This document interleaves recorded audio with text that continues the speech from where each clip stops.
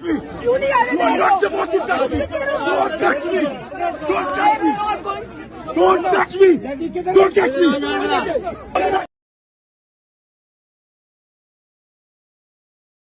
اللہ رب العزت کا فرمان ہے الا لہ الخلق والامر، مطلب آیات کریمہ کا یہ ہے کہ مخلوق بھی اللہ کی اور حکم بھی اللہ کا چلے گا۔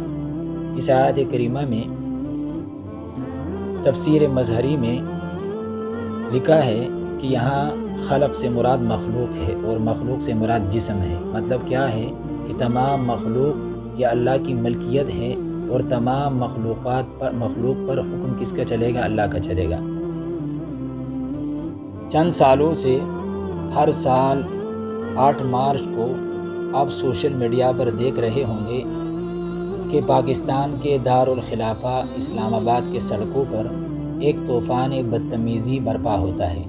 چند اخلاق سے عاری خواتین، انہوں نے ہاتھوں میں پوسٹر اٹھائے ہوئے جن پر اسلامی اقدار کی نفی کرتے ہوئے نعرے لکھے ہوئے ہوتے ہیں۔ اس مارچ کو عورت مارچ کہہ کر دراصل عورت کی تذلیل ہے۔ اس عورت کو اس نعروں میں ایک نعرہ یہ لکھا ہوا ہوتا ہے کہ میرا جسم میری مرضی۔ حالانکہ قرآن کریم کی اس آیت کریمہ سے معلوم ہوتا ہے کہ جسم بھی اللہ کی ہے اور مرضی، اس جسم پر حکم کس کا چلے گا؟ اللہ کا چلے گا۔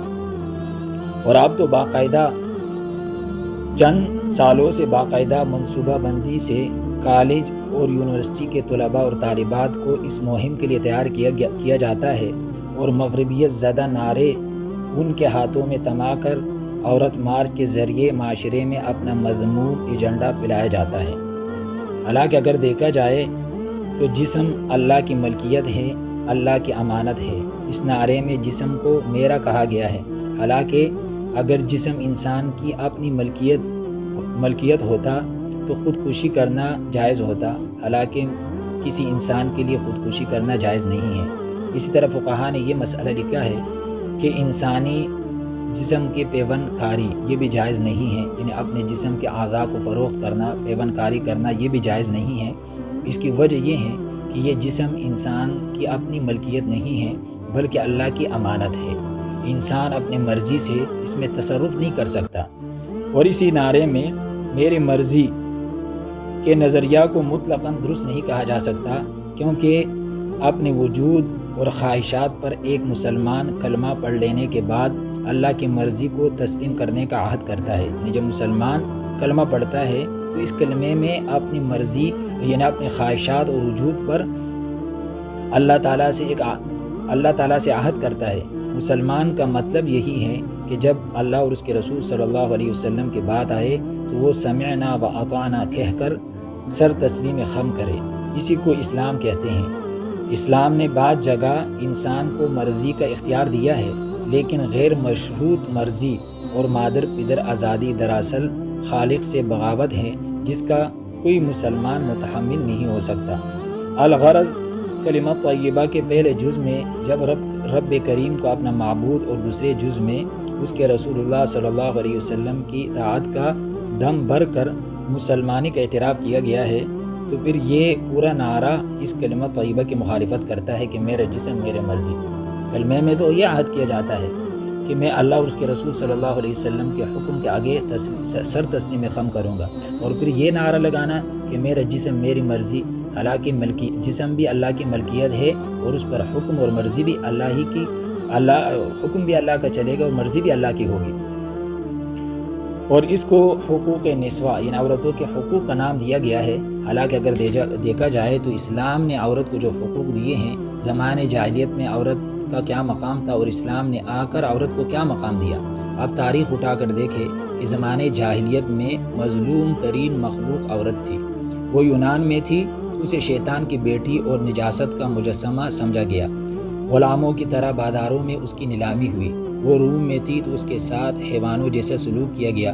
معمولی غلطی پر اس کا قتل جائز تھا۔ وہ عرب میں تھی تو زندہ درگور کی جاتی تھی، اسے رہن اور ضمانت کے طور پر رکھا جاتا تھا۔ اگر خاوند فوت ہو جاتا تو شوہر کے لاش پر جل کر مر جائے، اسے زندہ رہنے کی اجازت نہیں تھی۔ یہودی دانشور عرصہ تک یہ فیصلہ نہ کر سکے کہ عورت انسان بھی ہے یا نہیں ہے، اسے شیطان کی سواری اور بچونا کہتے تھے۔ عیسائی لیڈروں نے 582 عیسوی میں متفقہ فتویٰ جاری کیا کہ عورت میں روح نہیں ہے۔ اسلام نے آ کر عورت کو کیا مقام دیا؟ ماں، بیٹی، بیوی اور بہن کی حیثیت سے۔ اگر وہ ماں ہے تو ان کے قدموں نیچے جنت ہے، اگر وہ بیٹی ہے تو اس کی پرورش پر حضور اکرم صلی اللہ علیہ وسلم کی رفاقت حاصل ہوگی، اگر بیوی ہے تو اس کے بارے میں فرمایا کہ تم میں بہترین انسان وہ ہے جو اپنے اہل خانہ کے ساتھ اچھا سلوک کرے۔ تو میرے محترم دوستو، یہ جو نعرہ ہے کہ میرا جسم میری مرضی، یہ دراصل نکاح سے بالاتر ہو کر مرضی کے بنا پر جنسی تعلقات کا فروغ ہے۔ جنسی تعلقات کا فروغ ہے۔ اس نعرے سے معاشرے کے اندر بے حیائی اور فحاشی پھیلانا مقصود ہے۔